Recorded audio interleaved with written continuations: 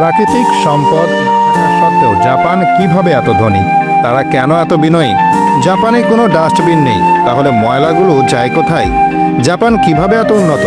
আমরা যে ইমোজি ব্যবহার করি তা এই দেশটিতেই 1999 সালে প্রথম তৈরি করা হয়েছিল। মেড ইন জাপান শুনলেই মনে হয় প্রোডাক্টটি ভালো হবে। ইনস্ট্যান্ট নুডলস এসেছে এই জাপান থেকেই। পৃথিবীর রোবট উৎপাদনের শীর্ষ দেশ জাপান। এখানে রেস্টুরেন্ট, হাসপাতাল, এমনকি হোটেলেও রোবটকে কাজ করতে দেখা যায়। তেল, গ্যাস, কয়লা, লোহা, তামা, ইউরেনিয়াম ইত্যাদির তেমন মজুদ না থাকা সত্ত্বেও জাপান পৃথিবীর চতুর্থ বৃহত্তম অর্থনীতিতে পরিণত হয়েছে। এশিয়া মহাদেশের সবচেয়ে আধুনিক দেশ জাপান, পুরোটাই একটা দ্বীপরাষ্ট্র। জাপানের ৬,৮৫২টি দ্বীপ থাকলেও এর সবগুলোতে মানুষ নেই। ৪৩০টির মতো দ্বীপে মানুষের বসবাস রয়েছে।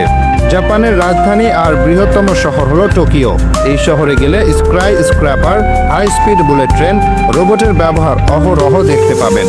যদিও টোকিও ছাড়াও জাপানে আরও বেশ কিছু উন্নত ও প্রযুক্তি নির্ভর শহর রয়েছে, তবে এত কিছু সত্ত্বেও টোকিও বিশ্বের সবচেয়ে নিরাপদ শহরগুলোর মধ্যে একটি। শুধু টোকিওই নয়, পুরো জাপানকে বলা হয় বিশ্বের সবচেয়ে নিরাপদ দেশগুলির মধ্যে অন্যতম। জাপানিরা অত্যন্ত ভদ্র ও নিয়ম নীতি মেনে চলে। একই সাথে জাপানিরা তাদের কঠোর পরিশ্রমের জন্য বিশ্বজুড়ে পরিচিত। তারা কাজে বেশি সময় দেয় এবং অত্যন্ত মনোযোগের সাথে দায়িত্ব পালন করে। নির্ধারিত সময়ের পরও অফিসে কাজ করতে দেখা যায় তাদের। কাজ করতে করতে শারীরিকভাবে ক্লান্ত হলেও মানসিকভাবে ক্লান্ত হয় না। তাই জাপানে কাজের চাপে ক্লান্ত হয়ে অফিসে ঘুমিয়ে পড়তে দেখা যায় মানুষদের। জাপানি সংস্কৃতিতে সততা একটি গুরুত্বপূর্ণ অংশ। কথা দিলে কথা অবশ্যই রাখার চেষ্টা করে। এই দেশে আপনার কোনো জিনিস হারিয়ে গেলে তা ফেরত পাওয়ার সম্ভাবনা সবচেয়ে বেশি। জাপানে নারীরা রাতেও একা বাসে, ট্রেনে বা রাস্তায় চলাফেরা করতে পারে, কোনো বিপদের আশঙ্কা থাকে না। ৬-৭ বছরের শিশুরাও এখানে একা স্কুলে যায়, ট্রেনে ওঠে, যা বেশিরভাগ দেশেই সচরাচর দেখা যায় না। অথচ জাপানে এটা স্বাভাবিক ব্যাপার। জাপানিরা আইন কানুন, নিয়ম নীতি ভালোভাবে মেনে চলে।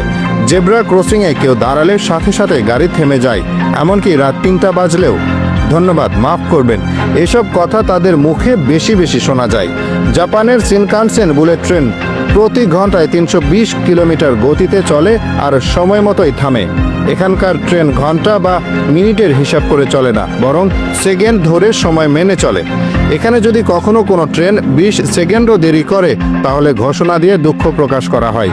দেশের বেশিরভাগ রাস্তায় কোনো ডাস্টবিন দেখতে পাওয়া যায় না, এমনকি ময়লার ভাগারও চোখে পড়ে না। অথচ চারদিক এতটাই ঝকঝকে পরিষ্কার যে রাস্তাঘাট ও পাবলিক প্লেসে সামান্য ময়লাও খুঁজে পাওয়া যায় না।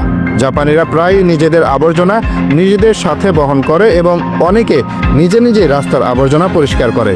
এখানে রাস্তায় ময়লা ফেলা অভদ্রতা ও লজ্জার বিষয়। অথচ আমাদের দেশের সবখানে ডাস্টবিন দিলেও রাস্তায় ময়লা পড়ে থাকতে দেখা যায়।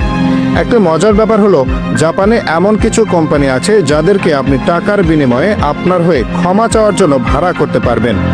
জাপানের টয়লেটগুলো এত স্মার্ট যে তাতে গান বাজে, গরম সিট থাকে। সস্তায় কোথাও রাতটা ঘুমানোর জন্য এখানে আছে ক্যাপসুল হোটেল।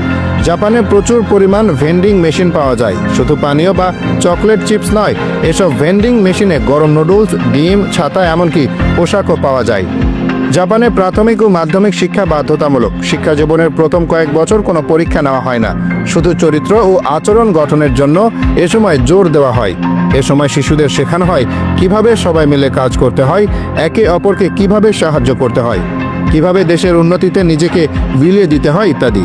সব মিলিয়ে জাপানের সাক্ষরতার হার প্রায় ১০০%, অর্থাৎ দেশটির প্রায় সবাই লিখতে পড়তে পারে।